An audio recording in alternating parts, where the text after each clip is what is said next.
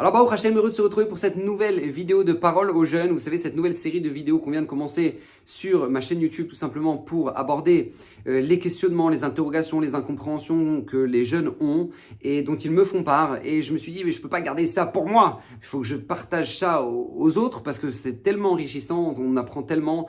Et je pense que pas seulement eux ont besoin de cette réponse-là, mais que beaucoup de gens ont besoin d'avoir un éclaircissement justement sur les domaines qu'on va aborder. Alors avant même de commencer, j'aimerais tout simplement dédier ces paroles de Torah pour l'élévation de l'âme de Alain Vita Ben Kamuna, Ruach Hashem Tanichenu Began Eden Bezrat Hashem, Amen Ve Amen. Alors la question de cette semaine, tout simplement c'est une question de Nathan, qui nous a écrit sur le groupe WhatsApp. Vous savez qu'il y a un groupe WhatsApp, Rav Shimon Gobert, où vous pouvez recevoir les vidéos, les petites vidéos courtes, les nouvelles, les futurs déplacements. D'ailleurs, la semaine prochaine, je suis en région parisienne et à Paris. Tout ça, les affiches, etc., vous les recevrez sur les réseaux ou sur le groupe WhatsApp. Et au numéro du secrétariat, il nous a écrit, il nous a tout simplement posé une question due à la vidéo de la semaine dernière. Et il nous a dit comme ça. Je vous résume la question.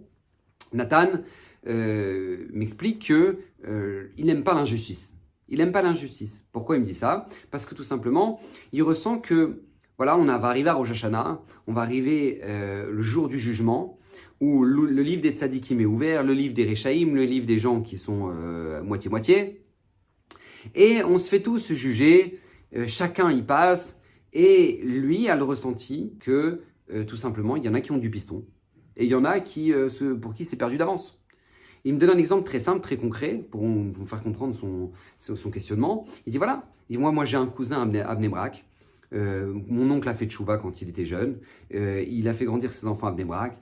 Il voit son cousin, c'est un tzaddik, mais un tzaddik. Il me dit, je crois que son Yetzerara, c'est peut-être fermer sa Gemara pour aller acheter un coca. Voilà, c'est son Yetzerara. D'accord, le tzaddik, je ne sais même pas si... peut-être son Yetzerara, c'est de se mettre en colère. Genre peut-être, il a un Yetzerara par an de se mettre en colère. Et à côté de ça, voilà, moi, j'ai grandi, moi par contre, avec ma mère, donc c'est la sœur de mon oncle. Et on a grandi à Paris, aucun rapport. Parce que moi, cet été, j'étais à Ibiza. Et bon, je regrette, Rav, je suis pas fier de ce que j'ai fait, mais je dis juste que voilà, c'est-à-dire que parce que moi, je suis dans une ambiance comme ça, je suis une ambiance de jeunes, on n'a pas grandi avec les mêmes amis, avec les mêmes fréquentations, avec les mêmes facilités. Et voilà, on arrive à Rosh Hashanah. Donc moi, je suis dans un minyan de jeunes où maintenant on fait les slichot à Paris, on est motivé, on a envie de se renforcer, etc. Mais il m'a dit, je ressens que je fais les slichot pour sauver les meubles. Parce que voilà, c'est le carnage que j'ai fait cette année. Mais voilà, lui, à côté de ça, il fait les slichot, je ne sais même pas pourquoi il fait les slichot. Donc j'ai l'impression qu'on va arriver à Rosh Hashanah, moi c'est perdu d'avance, et lui il est ultra hyper pistonné. Et je comprends pas ça, Rav. Mais je vous dis la vérité, je ne comprends pas parce que je trouve que c'est une injustice. Et c'est justement cette question magnifique de Nathan que j'aimerais aborder avec vous cette semaine.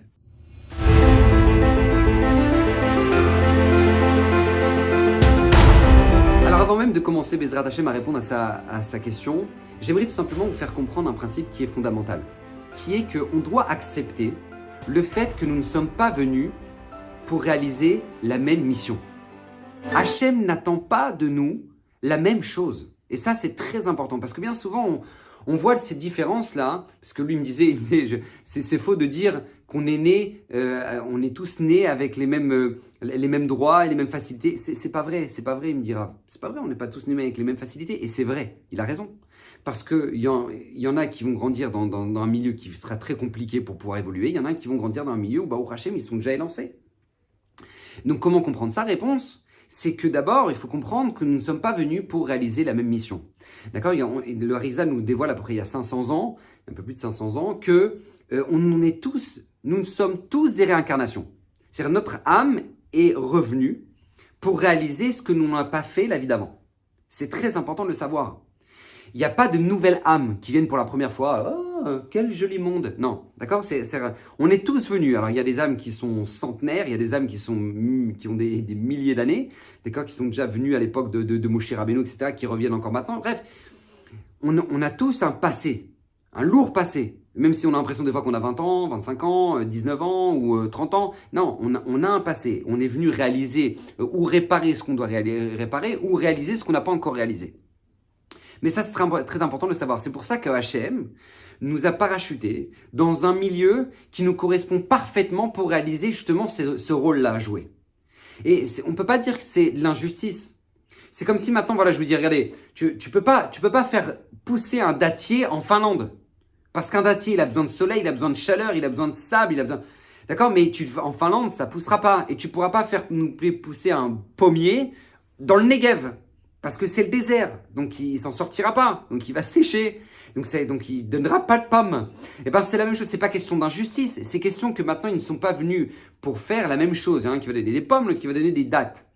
Et donc, dans le milieu dans lequel maintenant Hachem les fait pousser, c'est le milieu qui leur correspond parfaitement pour pouvoir, Bezrat Hachem, donner leurs fruits. C'est exactement la même chose dans notre vie.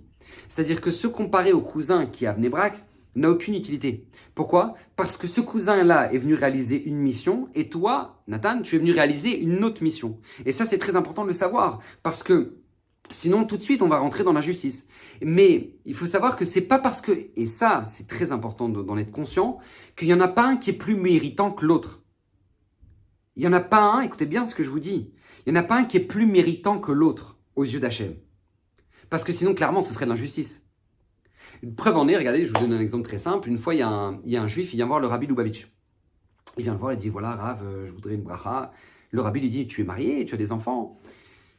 Il dit, c'est compliqué. Il dit, pourquoi? Explique-moi, qu'est-ce qui est compliqué? Il dit, bah, voilà, moi, je suis avec une non-juive. Donc, voilà, c'est compliqué, j'ai beaucoup de mal et je voudrais m'en séparer, mais voilà, c'est mon épreuve. Et le Rabbi le regarde et lui dit, tu sais que je suis jaloux de toi. Alors, je lui dis, pardon, Rav? Non, vous n'avez pas compris. Je suis avec une non-juive. Je ne suis pas... Mais le Rabbi lui dit, oui, je suis jaloux de toi. Il dit, mais pourquoi vous dites ça, Rav? Comment vous pouvez être jaloux de moi? Vous, le Rabbi Lubavitch. Il dit, je vais t'expliquer, parce que si toi, tu es confronté à cette épreuve-là, et que moi, je n'ai pas cette épreuve-là, c'est pour la simple et bonne raison que je ne suis pas au niveau d'être à cette épreuve-là. Et donc, c'est la raison pour laquelle, quand moi, je vois que tu es confronté à cette épreuve qui est tellement difficile, ça veut dire que tu es plus élevé que moi au niveau de ta neshama.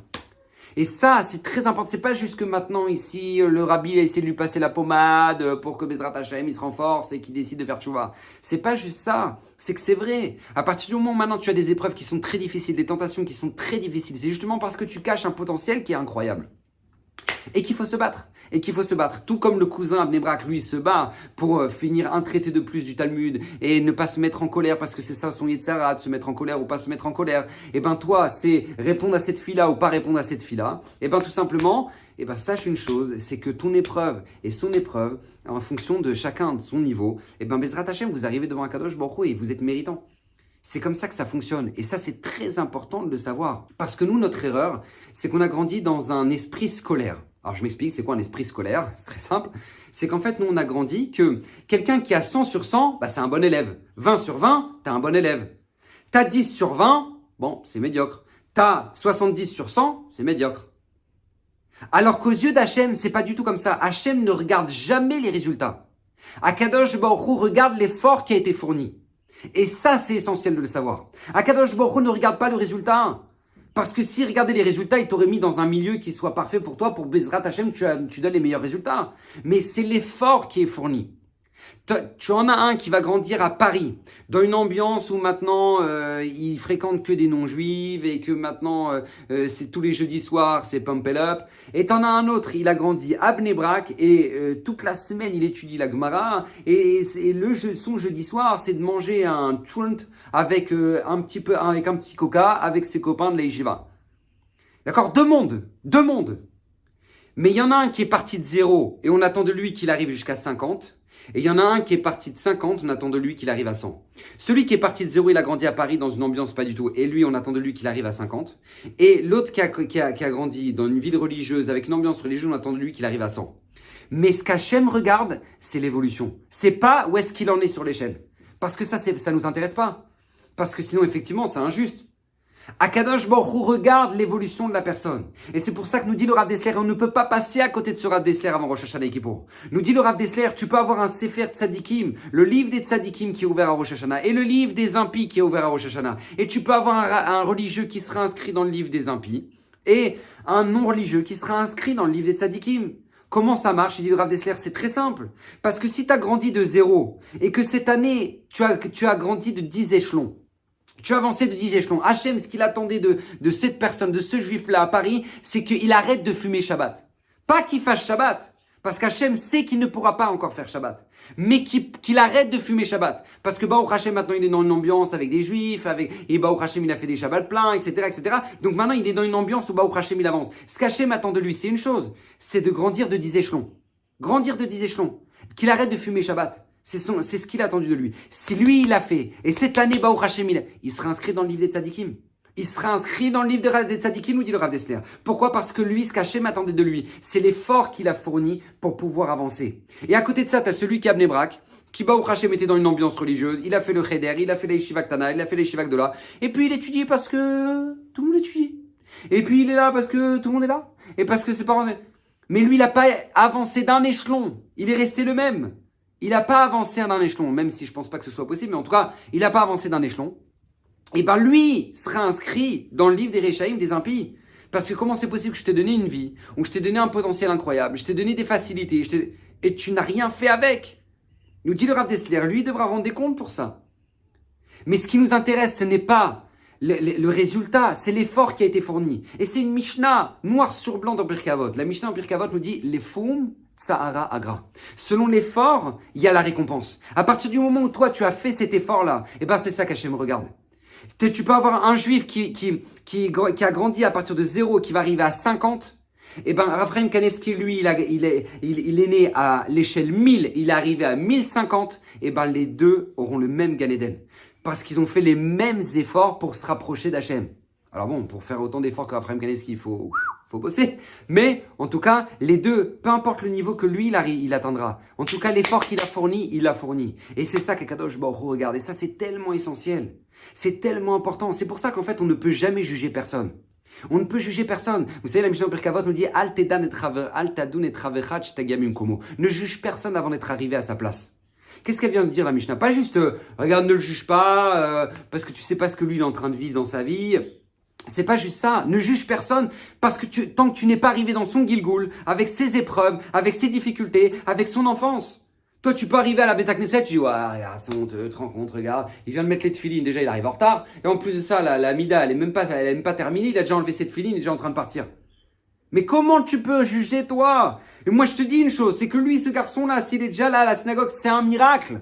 Il a eu des parents qui étaient complètement déglingués, des parents qui l'ont fracassé, des professeurs qui l'ont dégoûté de la Torah. Et Baruch Hashem, parce qu'il a vu une vidéo et qu'il s'est renforcé, Baruch Hashem, et il a décidé de prendre sur lui de mettre les tefilines. Et c'est un miracle qui sont là, c'est un miracle vivant. Tout le mérite du minyan ne suffit pas pour le mérite de ce garçon-là.